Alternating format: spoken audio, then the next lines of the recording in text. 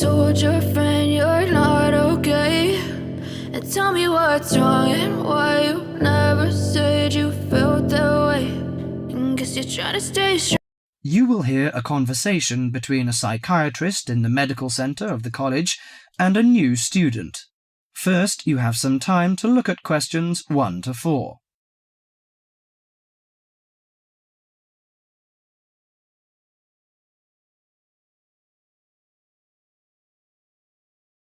Now listen carefully to the conversation and answer questions 1 to 4. Hello, sit down, please. Thank you. Now, you are a new patient, aren't you? Yes, that's right. Okay, so I'd better get some basic details down first. Right, we'll start with your name. Martin Hansen. Do you spell that S-O-N or S-E-N? Hansen. Okay, and you're a first-year student? Yes, I am. Study in? Electronics, actually. I hope you enjoy it. Thanks. And your address? 2805 Hesperian Avenue, Hayward. 2805 and Hesperian. Yes, that's Hesperian. Hayward, Hayward. And your phone number? 734-246-55. 734-264-55. No, you got the 6 and the 4 the wrong way round.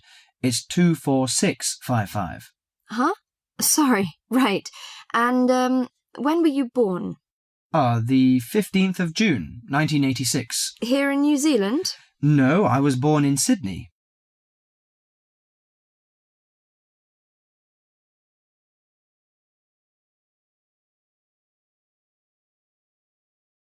Before you hear the rest of the conversation, you have some time to look at questions 5 to 10.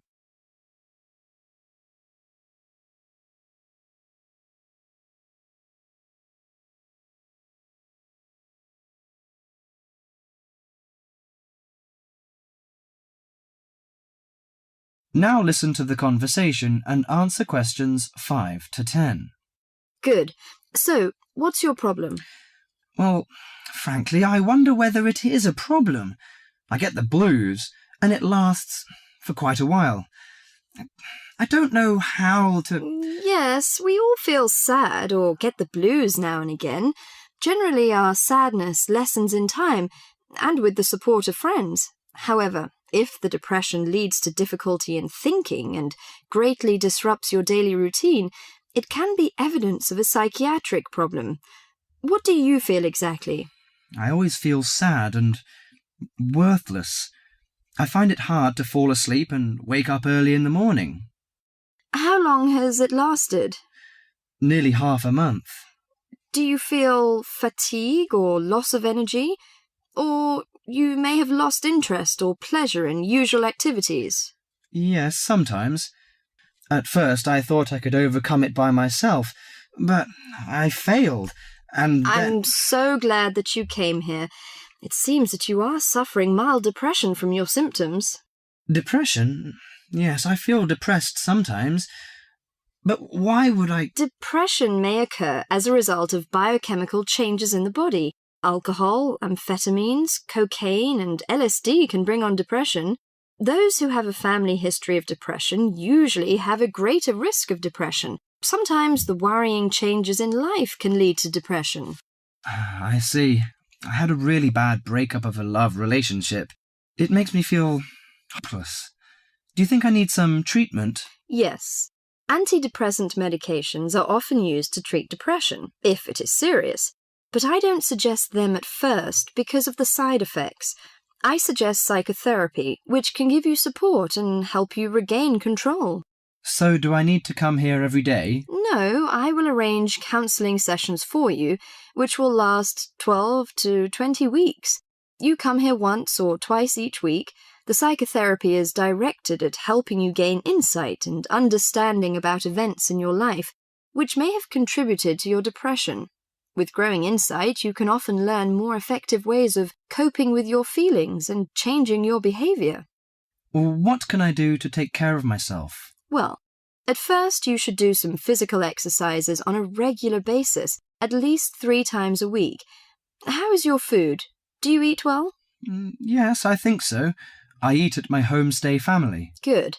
Find a hobby or a positive recreational activity to participate in once or twice a week. I know it's difficult for you, though. When you feel it's hard to overcome the depression, come to the counselling session. Remember, ask for help if the load is too heavy to handle. Yes, I'll try. So, when will my counselling session begin? I'm going to arrange that for you. That is the end of part 1. You now have half a minute to check your answers.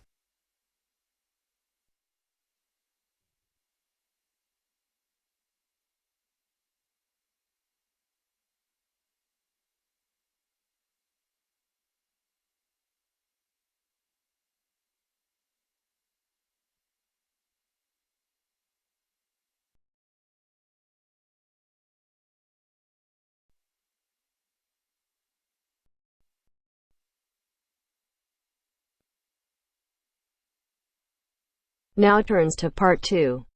Part 2. Zoe goes to talk to her academic advisor. First, look at questions 11 to 14.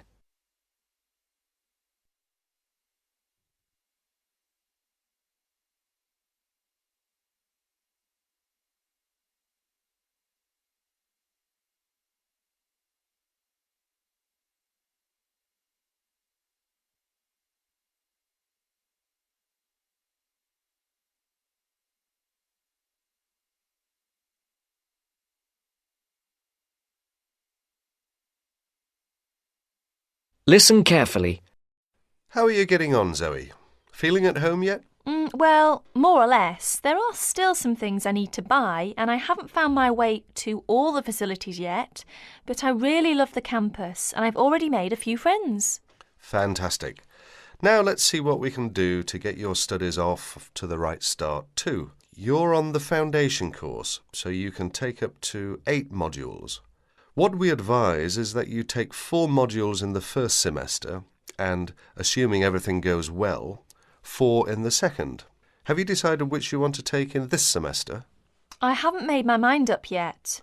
I can't decide whether to take Principles of Marketing or Introduction to International Trade. Well, that depends on your career goal. You're planning to work in the biotechnology sector, aren't you? Well, that's my present thinking, but I guess I might change my mind. Right, well, marketing is a broad general subject that you will find really useful in a number of careers. International trade, on the other hand, is more specific. That's fine if you're sure it's the sort of work you want to do. A lot of students start off thinking about that option because it seems glamorous, but marketing can also be an exciting career, and there's a wide choice of jobs. Maybe you ought to wait until your career ideas are a bit more definite before you go down that road. Yes, I see. I could take International Trade next year, couldn't I? Sure. You could do international finance as well. So, in your first semester, you've got Principles of Marketing, Introduction to Economics, Banking and Finance, and let's see, Principles of Financial Accounting.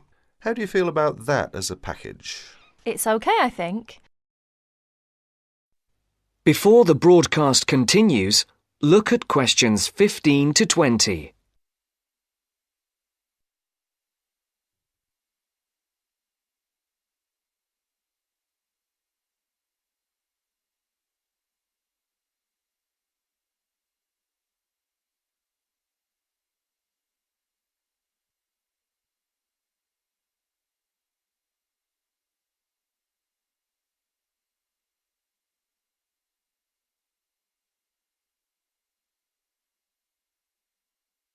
You will now listen to the second part of the talk. But I'm a bit worried about the maths. There'll be some statistics to do, won't there? Basic statistics, yes, but nothing more difficult than your last year of school maths. I know, but our maths syllabus was a bit old-fashioned. Mostly algebra, geometry, trigonometry and stuff, hardly any stats. Right, well, it sounds as if you could do with the maths brush-up course. Can I arrange for you to attend just the classes on statistics, if you like? That'd be great. I didn't want to do the whole of maths again, but the stats classes would make me feel much more confident, thanks. Hang on a minute, there's one more thing. Your English. Now, you know you have to reach a satisfactory standard in English by the end of your first year to be allowed to go on to the main BSc course. Yeah, now I'm in an English-speaking environment and I have to speak English all the time. I'm sure I'll be all right. It certainly helps, but speaking isn't everything. You'll have to get your reading up to the standards where you can understand the books on your course reading list quickly. To get the information and ideas, you need to write your essays. That means you have to develop a high level of comprehension skills. You'll never get through the course material if you try to read the books intensively from cover to cover. That's why our language skills development program gives you a series of graded academic texts to study and answer questions on a limited time. You'll probably find it hard at first, having to work against the clock without a dictionary. How can I improve my skimming and scanning skills? Good question. For that, you'll have to do a range of specially designed exercises. Sometimes these will be from a transparency, because it is often how the lecture material is presented. Sometimes I think I'll never learn all the vocabulary. English is such an enormous language. I know what you mean. English is the biggest language ever, at least 350,000 words. Even Winston Churchill only knew 60,000, so they say. But as an academic student, you can get a lot of help from the academic word list by Avril Coxhead of Victoria University. That's in Wellington, New Zealand. I've studied word lists, of course, but how does this one help? The academic word list is based on a survey of 3.5 million words of academic text. It contains 570 families of the words most commonly found in academic texts. Well, that's apart from the 2,000 most useful words in English. They come in a separate list. You can see copies of both in the library. You said word families. Do you mean words that are similar? In a way, yes. It means that all the different grammatical forms of a word are listed together, so you can see the nouns, verbs, adjectives, forms with prefixes and suffixes and so forth. It'll be clearer when you look at it. Anyway, Avril Coxhead gives you really great hints about how to learn the words, so it shouldn't be too daunting. The trouble is, I tend to forget the words I learn. Well, there are two ways you can tackle that. First, always try to learn the words in a context. Either learn a whole sentence using a word, or learn a phrase that the word typically comes in. We call phrases like that collocations. That's a new one on me. Collocations. I'd better make a note of it. You do that. You can find collocations in most modern dictionaries. Anyway, as I was saying, there's a second study aid I recommend for vocabulary learning. When you get an assignment, take a sheet of paper and write 4 headings. Words I can use, words I can recognise but can't use, words I'm not sure of, words I don't know. Don't bother with the simple words, of course. Then go back after 2 weeks and look at the list again. Can you move any of the words into a better column? That is the end of part 2. You now have half a minute to check your answers.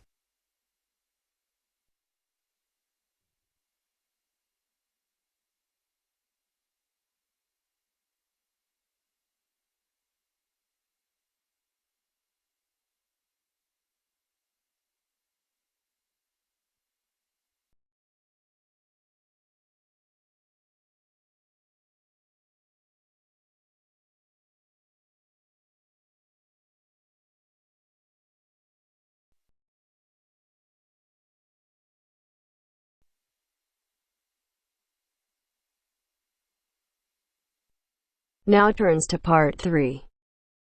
Part 3. You will hear 2 engineering students, a woman in her 6th year called Linda and a man in his 5th year called Matthew, discussing the benefits of student work placements. Before you listen, you have some time to look at questions 21 to 26.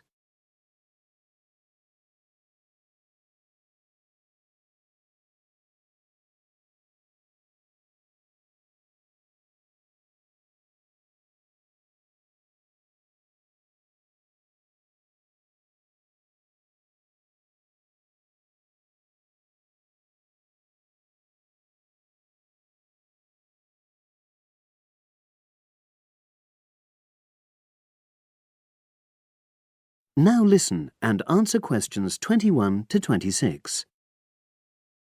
Hi, Linda. Can you spare a few minutes? Hello, Matthew. No problem. I just wanted to talk to you about temporary work placements. I've never really thought there was a good reason for doing one. I've got some savings, so I don't really need the money at the moment. But I've had an email from the university about a vacancy that looks quite interesting. You did a placement last year, didn't you? I did, yes. In my case, I wanted to find out if I was making the right career choice before I began applying for permanent jobs. I thought I wanted to work in car manufacturing, but I wasn't sure, so I applied to Toyota. What was the application process like? Lengthy. There were a lot of different parts to it. The dullest one was a psychometric test. You know, when you have to answer loads of questions about yourself. And you're trying to guess what's the best thing to say. Yes. Then there was an activity that we did in groups, which I found really fascinating. Engineers are renowned for being a bit unsociable, but I thought we made a great team. And we had an individual task too. We had to sort through various business documents and prioritize them. It was just like what you have to do as a student, really, just with different content. What exactly were you doing on the placement? I was helping to design some diagnostic software to identify any waste in the car assembly process. Do you mean waste of materials? No, time. Anything that can speed the process up helps to cut costs. How did the work placement compare to being a student? Was it hard work? Yes, it was. I'd had full-time work before. I've done various unskilled jobs during university holidays, and some of those involve long hours. So I thought I'd find it easy. I was wrong, though. I think when you're on placement, you're always trying to prove yourself. So you push yourself hard to succeed? Yes. But I got a lot of support from my employers. They were always helpful. And then, at the end of the placement, I was given formal feedback. Do you mean on your engineering ability? Well, no. I didn't really need that because we had team meetings every other day. And so I had the chance to discuss technical issues and ask about anything that wasn't clear.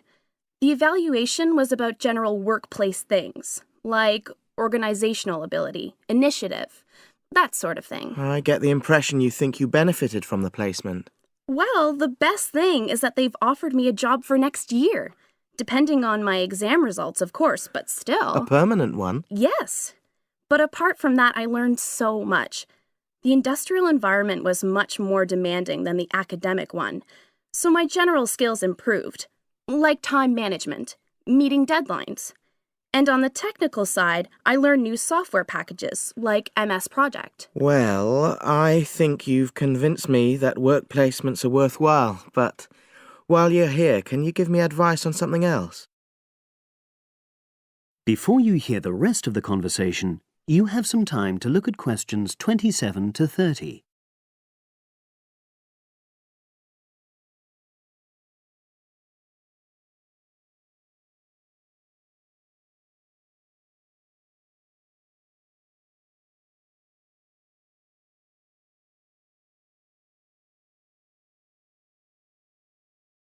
Now listen and answer questions 27 to 30.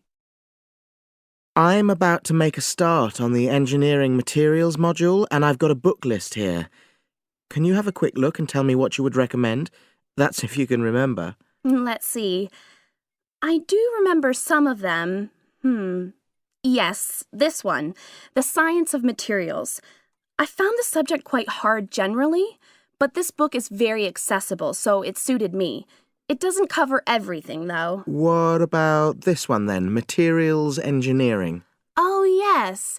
I do remember that. But it's a bit out of date now, isn't it? Unless it's a new edition. I don't think so. But what I liked about it were the pictures. They really helped to understand the descriptions. It's useful just from that point of view. Let's see, what else? Oh, yes, that one there, Engineering Basics. I think out of all these, that's got the widest coverage. But I've looked at the contents page and it hardly mentions nanotechnology. Yes, you're right. The evolution of materials does, though. It's a recent publication, so it covers all the latest developments. It's a bit thin on the 1960s, though, and that decade was quite important. Well, it sounds as if they all complement each other in some ways. I don't suppose you can lend me...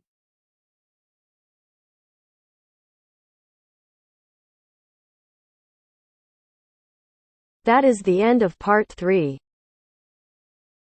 You now have half a minute to check your answers.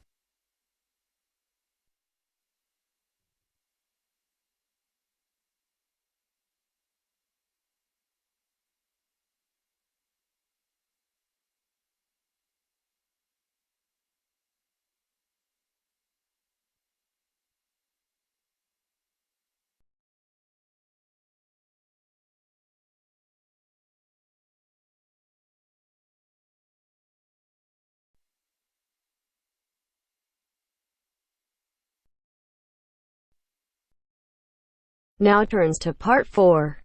Part 4. You will hear a talk about the pitfalls and pleasures of being a postgraduate student. Look at questions 32 to 37.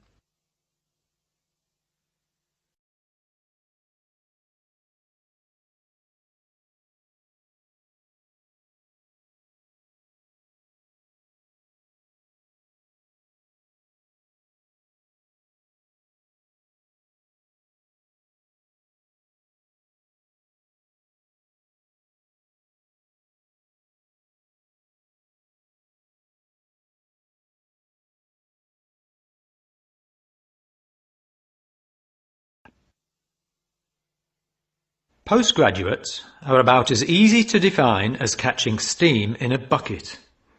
Courses can be vocational, for training, as research, as a preparation for research, or a combination of these. Also, you can choose between full-time and part-time. Increasingly, the approach to postgraduate study is becoming modular. The vast majority of postgraduates are doing short, taught courses, many of which provide specific vocational training. Indeed, there has been a 400% increase in postgraduate numbers in Britain over the past 20 years. Current figures stand at just under 400,000. People undertake postgraduate study for many reasons. These may be academic, intellectual challenge, development of knowledge; vocational, training for a specific career goal; or only vague, drifting into further study. It is essential that you determine the reasons you want to become a postgraduate. If you have clear goals and reasons for studying, this will enhance your learning experience and help you to remain focused and motivated throughout your course. Where you study should be based on much more than the course you want to do. For some courses, you're likely to be there for several years, and it is important that you are happy living there. Check also what type of accommodation is available and whether the institution provides any housing specifically for postgraduates. Choosing an institution and department is a difficult process.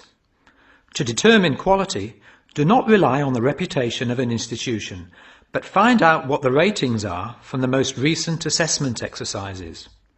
Find out about the staff, their reputation, competence, enthusiasm, and friendliness.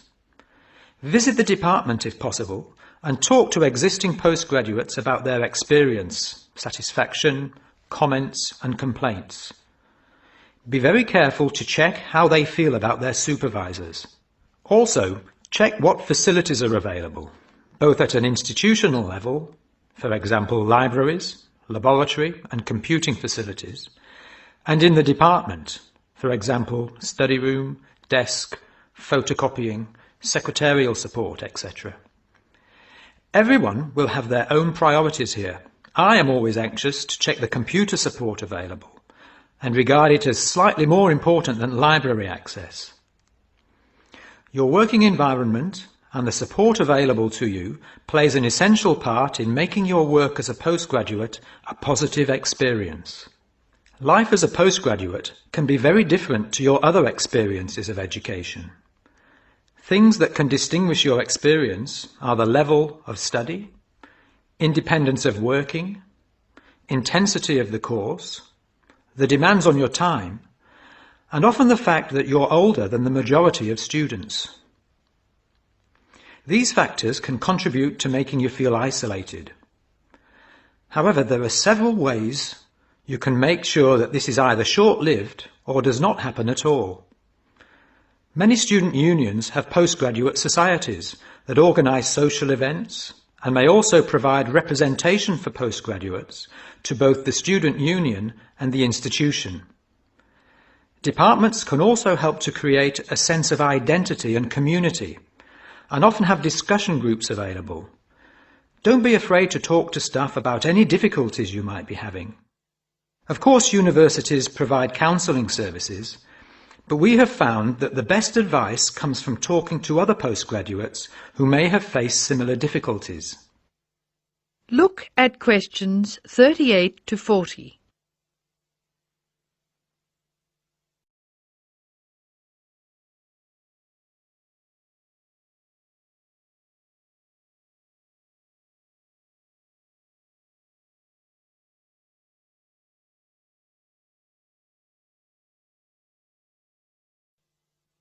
Financial planning is essential, since the government excludes postgraduates from student loans, and it can be difficult to maintain your student status with banks.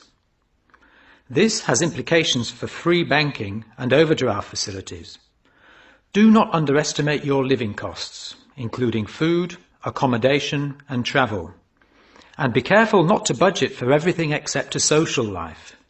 Funding a course is one of the most challenging things people face when considering postgraduate study. Most postgraduate students finance themselves. They pay often very large fees to the institution and receive no maintenance income to support their study. Make sure you know exactly what your costs will be. Institutions often hide extra fees, like laboratory costs, behind the headline fee rate advertised. Funding can come from various sources: research councils, charities, trust funds, institutional scholarships, local education authorities, and professional bodies and organisations all offer various levels of funding. As I said before, the government excludes postgraduates from student loans, so it is essential you look to other sources. Career development loans are available from high street banks. The best advice on funding is to be proactive, persistent and patient. The postgraduate community in Britain is multinational, has a wide range of experience of life and work, and an exciting mix of goals, both career and academic.